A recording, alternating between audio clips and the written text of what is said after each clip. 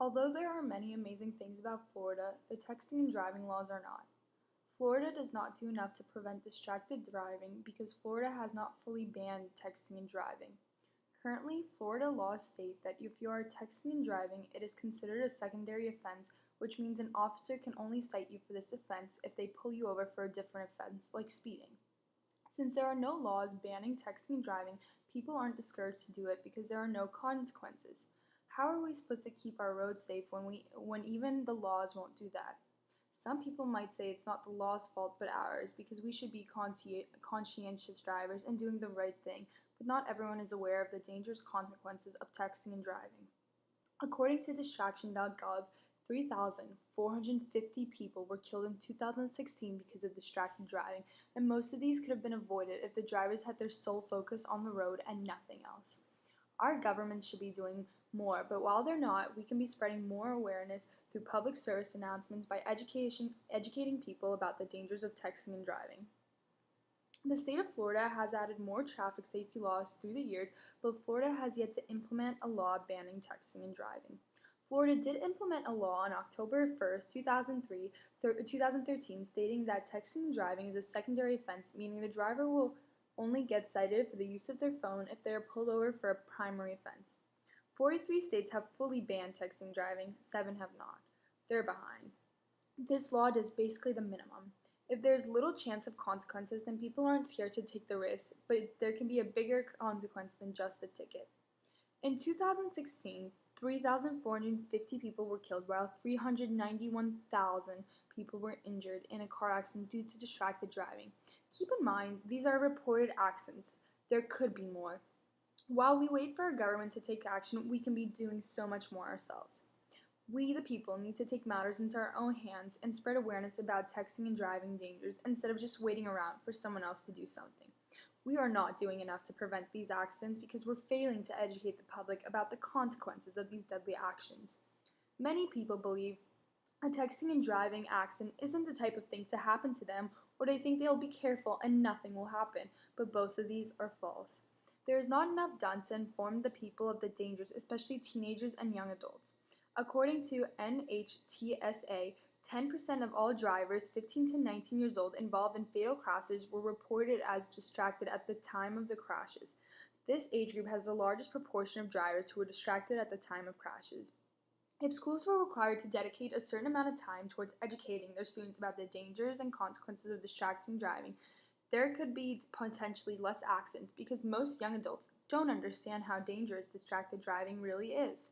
Besides educating the youth through the school system, there should be drastic increase in PSAs. Even though many might argue that PSAs are a waste of money since adults are aware of the dangers and 9 out of 10 teenagers are too, the question to ask then would be, why have we seen an increase in distracted driving accidents? PSAs can save a life. Many of these PSAs don't show the true nature of a texting and driving accident. These PSAs don't show the effects of what could potentially happen when you look away from the road for less than a second. How can we be aware if we sugarcoat the real costs? It has been proven that an abstract concept is less effective than a no-filtered, straight-up concrete image. You've probably seen an anti-smoking commercial showing the viewers what could and will happen to your lungs if you keep smoking. You've probably seen the anti-smoking commercial with the smokers with holes in their lungs. These commercials might be unpleasant to watch, but most would say they are a lot more effective than a smoking kills poster because the commercials don't shy away from the truth.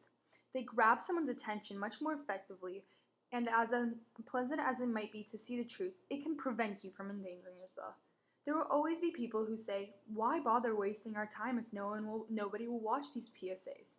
This claim can no longer work with the amount of social media and regular media we have in this generation. There will always be a way to spread public service announcement, whether it's through social media like Instagram and Twitter, or television media like the news or the old-fashioned way on paper. There are no longer any excuses to why PSA can't be viewed with the vast technology we have. Aside from PSAs, there are many groups trying to end texting and driving. For example, AT&T has created a movement called It Can Wait, where millions have already pledged to drive free of distraction. AT&T is not the only one. There are thousands of groups, millions of people who are willing to fight for distraction-free driving because in the end, with that one text Are one post really worth it? When a PSA focuses on content and distribution, positive impacts can occur immediately within the texting and driving community. With 391,000 people injured in a car accident due to distracted driving in 2016, no state is doing enough, especially not mine, Florida. The Floridian law only considers texting and driving a secondary offense, which is the minimum in preventing these accidents. While we wait for change, we can create change by raising awareness through PSAs and movements about the real risks of distracted driving. Instead of shielding people, we need to educate them by showing what could really happen in those 2 seconds you decide to look away from the road. Although more can be done in terms of spreading the consequences of distracted driving, people have to be willing to change to save their lives and potentially the lives around them. But by targeting risky drivers through emotional images, announcements, and true stories, PSAs, movements, and groups have all managed to spread a negative stigma around this unsafe driving while saving lives in the process. As the unfiltered consequences spread, the hope is that more and more people begin to realize it's not worth it. Thank you.